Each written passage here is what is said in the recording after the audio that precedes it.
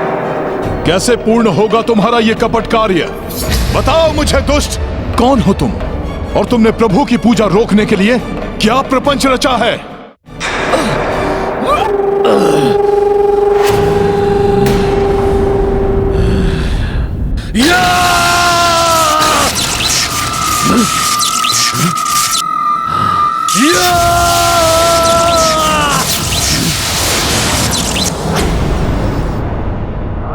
ये कैसे संभव है? जिस प्रकार तुम अपनी शक्ति को पुनर्जागृत करने में असफल हो रहे हो, उसी प्रकार तुम अपने उद्देश्य में भी कभी सफल नहीं हो सकोगे। प्रभु के कार्य को रोकने का भ्रम मत पालो दुष्ट। भ्रमित तो तुम हो मरकट। कोई नहीं रोक सकता मुझे, क्योंकि मैंने अपना कार्य अपने जन्म से प्रारंभ कर दिया है।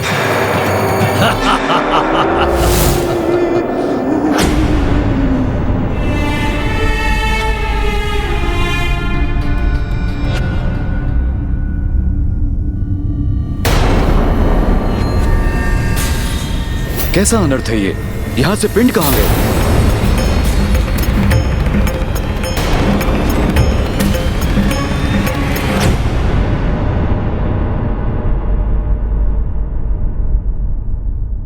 उन्हें तो स्वयं पूर्वजों के हाथों ने स्वीकारा है गुरुवर। पूर्वजों के हाथों ने? जब आप सभी को लौटने में विलंब हुआ तो मैंने पूर्वजों से प्रार्थना की। तभी पृथ्वी से पूर्वजों के एक एक कर हाथ उत्पन्न हुए और उन्होंने अपना अपना पिंड ले लिया। अर्थात हमारे पूर्वज हमारी पूजा से इतने प्रसन्न हुए कि उन्होंने स्वयं आकर अपना पिंड स्वीकार कर लिया। दुष्ट असुर, क्या किया है तुमने? बताओ मुझे। मेरे होते हुए तुम अपने उद्देश्य में कभी सफल नहीं हो सकते। तुम ठीक कहते हो हनुमान। तुम्हारी शक्ति अतुलनीय है। तुम्हारा शरीर और साहस दोनों वज्र के समान है। मैं तुम्हारी वीरता और शक्ति का प्रशंसक पूर्व में भी था और अब भी हूं। मेरी प्रशंसा कर मुझे भटकाने का प्रयास मत करो। कहो, क्या है तुम्हारा उद्देश्य? बोले मत बनो हनुमान। एक असुर का उद्देश्य क्या होता है इतना भी नहीं जानते। तो सुनो, पाप और अधर्म का विस्तार करना चाहता हूं मैं। परंतु उस उद्देश्य में तो असुर कभी सफल नहीं होते और तुम भी नहीं होगे।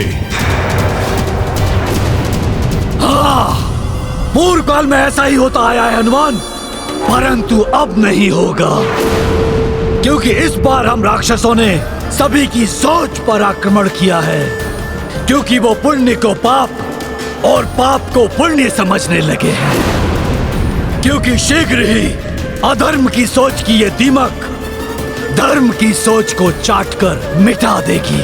कदापि नहीं। प्रभु श्री राम का धर्मराज ही इस संसार में स्थापित होगा। भ्रम में डूबे हो तुम हनुमान। कुछ ज्ञात नहीं है तुम्हें। समस्त संसार में असुर राज का विस्तार हो चुका है, जो शीघ्र ही अधर्म बन अयोध्या में विस्तृत होगा और उसका प्रारंभ गया से होगा। सब तुम्हारे प्रभु श्री राम द्वारा पिंडदान असफल होगा।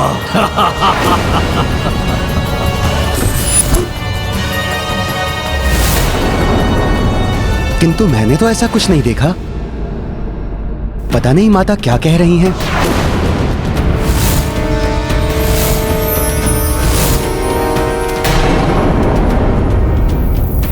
असत्य वचन क्यों कह रहे पुजारी जी? ये घटना तो आपके और आपके शिष्य के समक्ष ही हुआ था।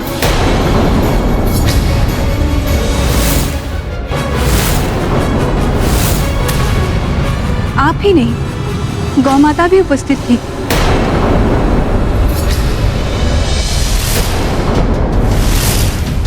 अब तक तो पिंडदान की क्रियाविधि भंग भी हो चुकी होगी। मेरे सहयोगी इस मरकट की अनुपस्थिति में अपना कार्य कर चुके और ये मरकट कुछ भी नहीं कर सका। मेरी अनुपस्थिति में कहीं मेरे प्रभु की पूजा में कोई विघ्न तो नहीं उत्पन्न किया इस अधर्मी ने?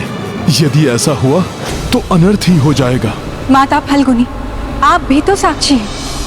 अब आप ही अपने श्री मुख से इस सत्य को स्वीकार कीजिए। नहीं देवी, आपको भ्रम हुआ है। मैंने तो ऐसा कुछ नहीं देखा।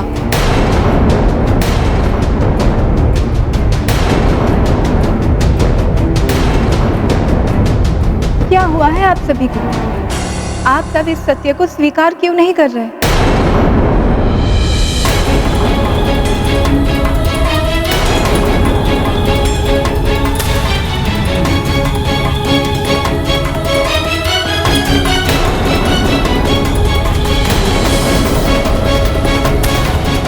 ये सब असत्य क्यों बोल रहे हैं?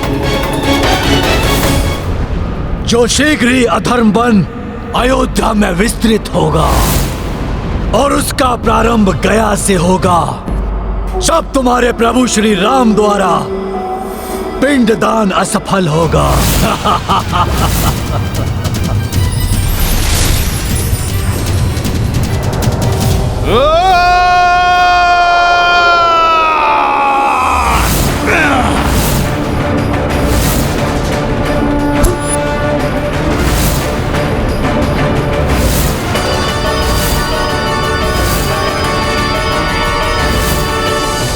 रावण वध के साथ जिस अधर्म का नाश प्रभु श्री राम ने किया है वो पुनः जागृत नहीं हो सकता।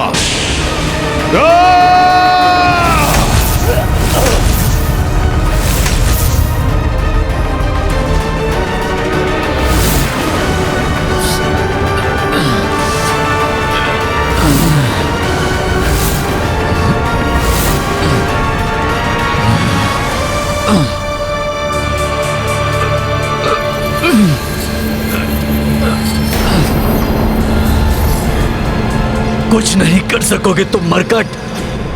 तुम दोनों ने शक्ति से, छल से दशानन रावण का तो वध कर दिया, किंतु मुझे नहीं मिटा सकोगे, क्योंकि मैं तब तक जीवित रहूंगा जब तक लोगों की सोच में महत्वाकांक्षा, काम, ईर्ष्या जीवित रहेंगे। मेरा कार्य यहां पूर्ण हो गया है।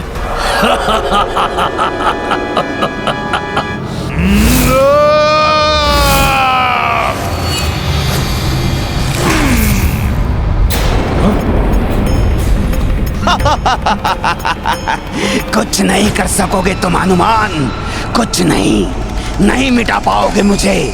सोच बदलकर तुम्हारे प्रभु की सोच को ध्वस्त करूंगा मैं। प्रभु श्री राम के कार्य को कभी असफल नहीं होने दूंगा मैं। जो भी इसने किया है उसे उलट दूंगा। जय श्री राम।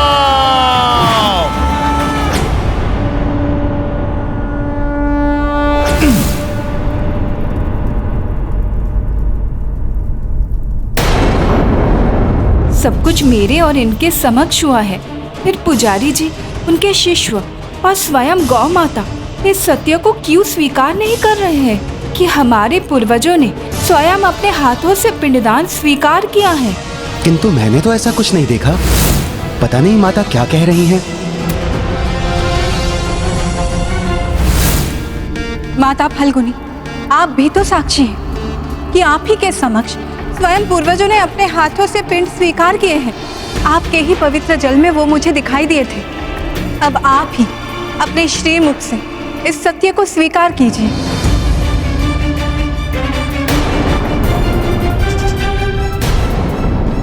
यदि मैंने सत्य कह दिया तो पिंडदान की विधि यही समाप्त हो जाएगी और प्रभु श्री राम यहाँ से प्रस्थान कर देंगे।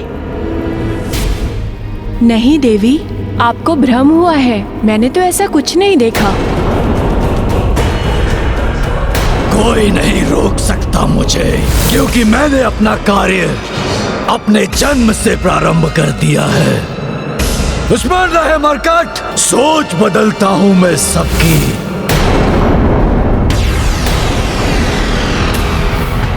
असत्य के आवरण से सत्य को ढकने का इन सभी का यह अशोभनीय प्रयास मेरे क्रोध को जागृत कर रहा है।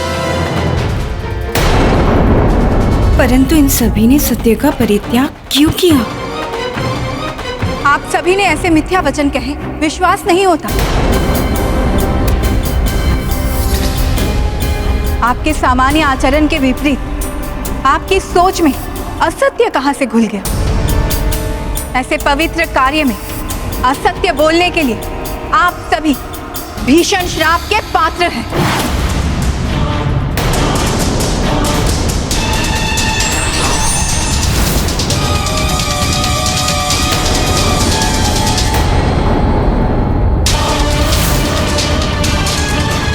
माता, आप सर्वथा उचित कह रही हैं, परंतु आपने ही अभी कहा असत्य और मिथ्या इन सब के आचरण में नहीं था। ये सभी असुर निकुंभ की आसुरी सोच से प्रभावित हैं। वो दुष्ट सर्वत्र अपनी राक्षसी सोच का प्रचार कर रहा है माता, जिसका ये दुष्परिणाम है। परंतु मैं चकित हूं कि संपूर्ण जगत का मार्गदर्शन करने वाले आज इतनी सरलता से अपने ही बताए मार्ग से कैसे भटक गए।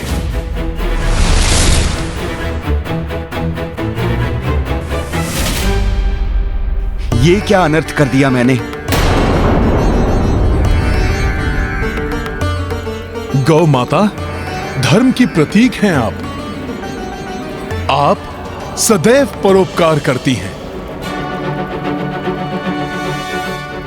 अपने दूध से सबका पालन पोषण करती हैं आप। माता, आपने कैसे किसी और की निकृष्ट सोच को ग्रहण कर लिया?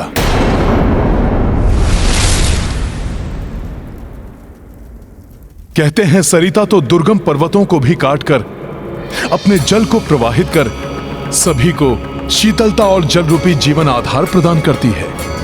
आश्चर्य, आज इतने तुच्छ पत्थर ने इस जीवन दायिनी सरिता को उसके मार्ग से भ्रमित कर दिया।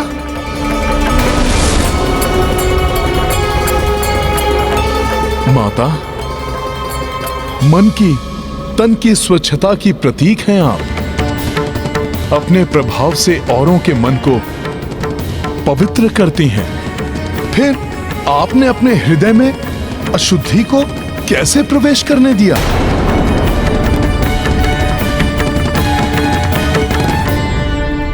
मुझे क्षमा कर दीजिए देवी सीता। ज्ञात नहीं कैसे और किसके प्रभाव में आकर मेरी मति भ्रमित हो गई और मैंने असत्य वचन कहकर इतना बड़ा अपराध कर दिया। माता, माता, राक्षसी सोच से प्रभावित होकर हमसे बहुत बड़ी भूल हो गई, जिसके लिए मैं क्षमा योग्य नहीं हूं। मेरा आपसे निवेदन है, कृपया हमें कठोर से कठोर दंड दीजिए। आप सभी असत्य और अधर्म की काली सोच से प्रभावित होकर असत्य कहा, इसलिए मैं आप सबको श्राप देकर दंडित अवश्य करूंगी। परंतु हाँ, आपने अपनी भूल स्वीकार कर क्षमा याचना की,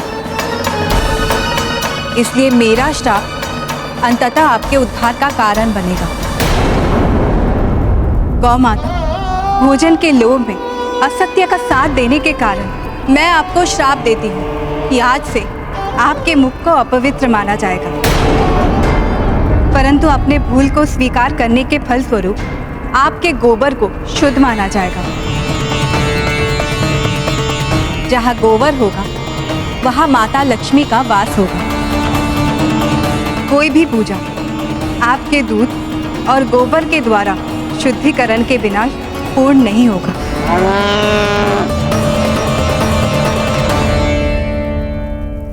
दान के लालच में आपने असत्य कहा, इसलिए मैं आपको श्रापित करती हूँ कि आज से आपका जीवन दान पर ही आधारित होगा। परंतु ये भी सत्य है, दरिद्रो नारायण अर्थात निर्धन को ही प्रभु श्री नारायण की सेवा करने का सर्वाधिक अवसर प्राप्त होता है, जिसके फलस्वरूप उन्हें ही नारायण मिलते हैं।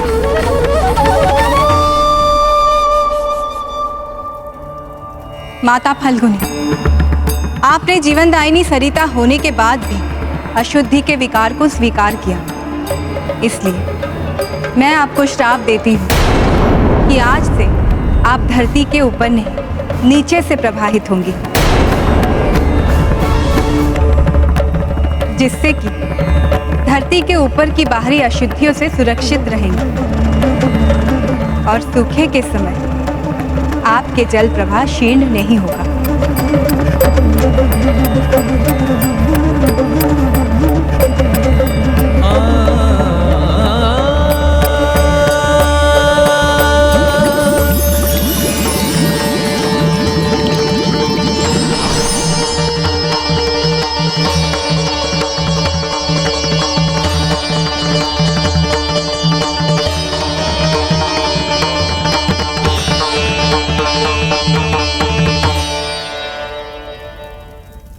ये प्रकरण सर्वकाल के लिए एक उदाहरण के रूप में स्थापित रहेगा कि अपने मन को सदैव बाहरी दुष्ट प्रेरणाओं से सुरक्षित रखना अति आवश्यक है। अन्यथा भले से भले मनुष्य भी पथ भ्रष्ट हो सकते हैं। पुत्र राम, सूर्यास्त होने को है। अब हमें विष्णुपाद का आशीष लेकर पिंडदान विधि को संपन्न करना चाहिए।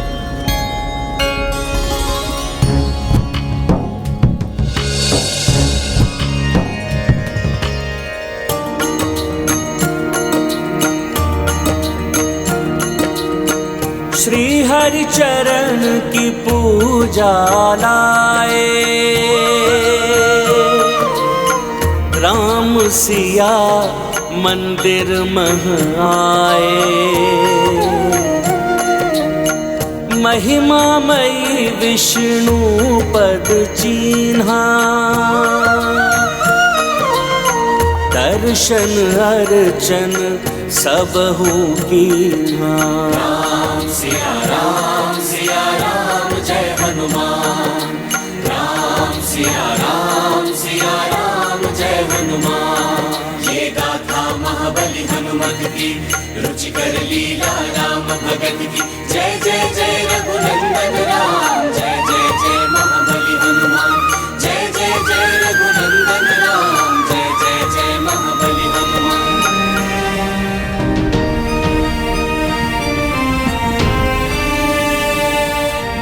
ओम नारायणाय विद्महे विष्णुदेवाय धीमहि तन्नो विष्णु प्रचोदयात्। ओम नारायणाय विद्महे विष्णुदेवाय धीमहि तन्नो विष्णु प्रचोदयात्। ओम नारायणाय विद्महे विष्णुदेवाय धीमहि तन्नो विष्णु प्रचोदयात्। ओम नारायणाय विद्महे विष्णुदेवाय धीमहि तन्नो विष्णु प्रचोदयात्। ओम नारायणाय विद्महे विष्णुदेवाय धीमहि तन्नो विष्णु प्रचोदयात्।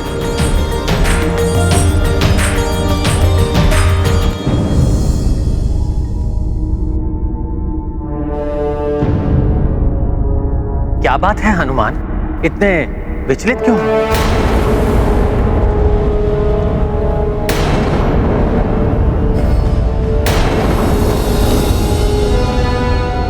प्रभु, मेरा सामना करते समय असुर निकुंभ ने मुझे चेतावनी दी थी। वो लोभ, मोह, काम आदि से सभी की सोच दूषित कर सर्वत्र पाप का प्रचार करेगा। प्रभु,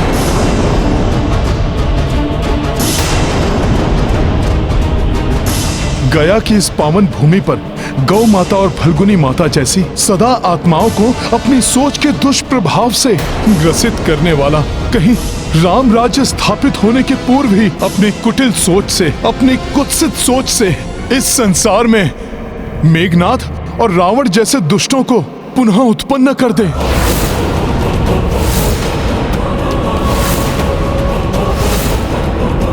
यदि अब वो दुष्ट राक्षस ये रणनीति अपना रहे हैं तो हमें भी यथाशीघ्र उसका तोड़ सोच लेना चाहिए भैया।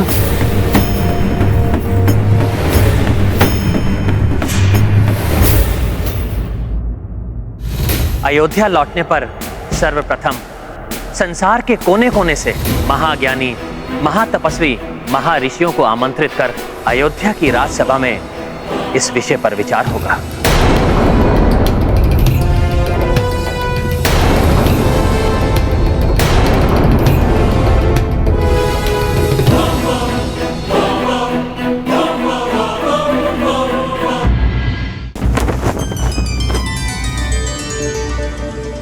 संसार के सभी कोनों में अधर्म के प्रभाव को स्थापित करने से रोकने के लिए कोई उपाय तो अवश्य होगा। अब मात्र एक ही उपाय है।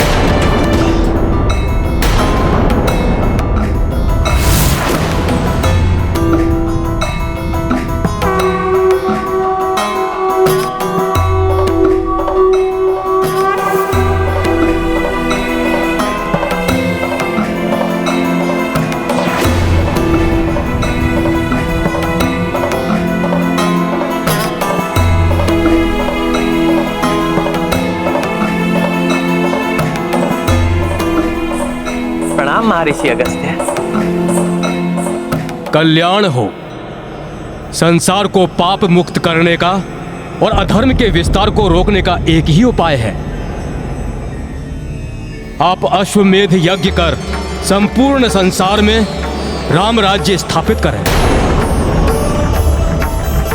ताकि कोने कोने में धर्म का राज्य हो और अधर्म को अपना फन उठाने का स्थान ही ना मिले। महर्षि, आपके शुभागमन से अयोध्या की ये राजसभा धन्य हुई। कृपया राज सिंहासन का ये स्थान ग्रहण कर मुझे और संपूर्ण अयोध्या को कृतार्थ करें।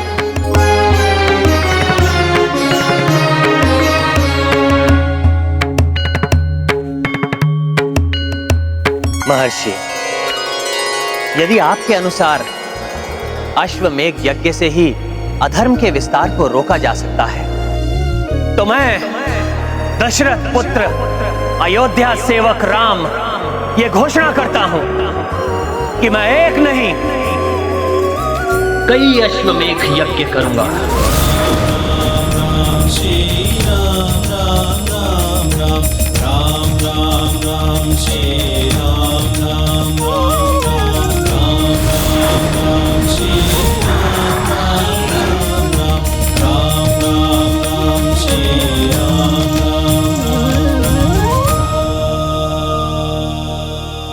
परंतु स्मरण रहे, यज्ञ का मुहूर्त कल ही है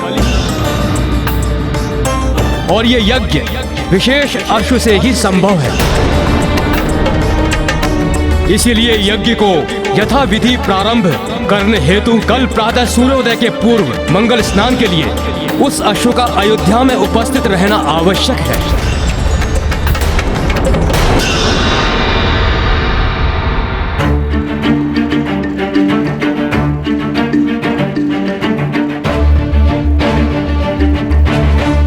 हे महर्षि, मुझे बताने की कृपा करें कि यह विशेष अश्व कहां मिलेगा। उसे यहां लाने का कार्य कर मुझे इस महान अश्वमेध यज्ञ के साथ राम राज्य की स्थापना में सहायक बनने का सौभाग्य प्राप्त करने की आप मुझे अनुमति दीजिए।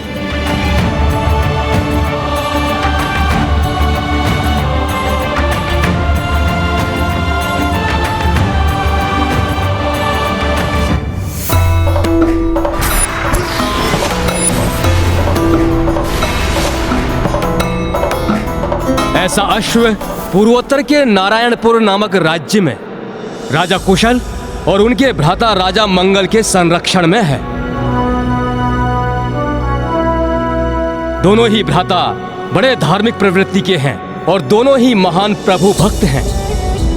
और हनुमान, तुम्हारे प्रति उनके मन में अपार श्रद्धा है।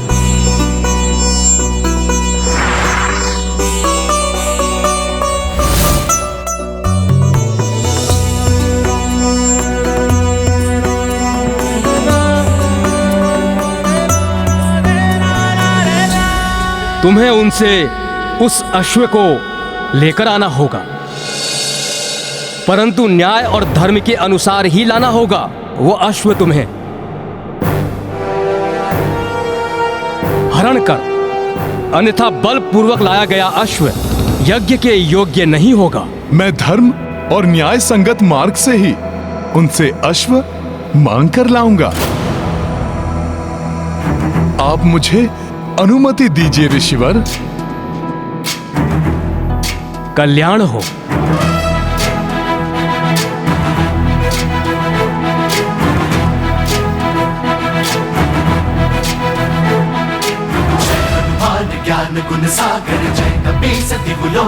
उजागर जय हनुमान ज्ञान गुण सागर जय कपी सति लोक उजागर दूत अतुलित बल धामा अंजनी पुत्र पवन सुत नामा जय श्री राम। सुमति के जय हनुमान ज्ञान गुण सागर जय कपी सति लोक उजागर जय।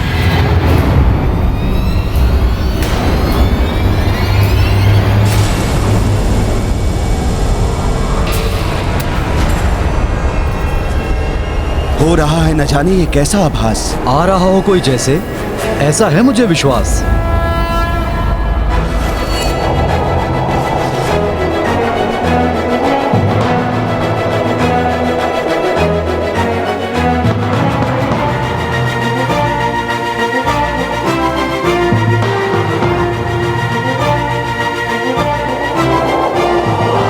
भ्राता देखिए कौन आ रहा है।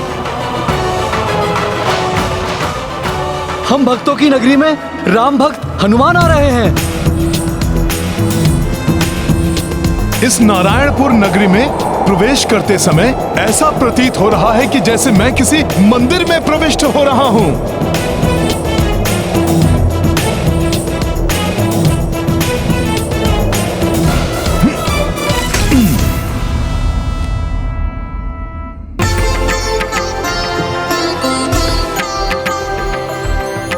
ऐसे स्थान जहां धर्म का सर्वत्र संचार हो वहां आकर तो अत्यंत आनंदित है ये प्रभु भक्त। परंतु मुझे देर हो उसके पूर्व ही दोनों राजभ्राताओं से भेंट कर उस अश्व को मांगना होगा। महाबली हनुमान की, राम भक्त हनुमान की, पवन सुत हनुमान की, महाबली हनुमान की, राम भक्त हनुमान की, पवन सुत हनुमान की, महाबली हनुमान की, राम भक्त हनुमान की।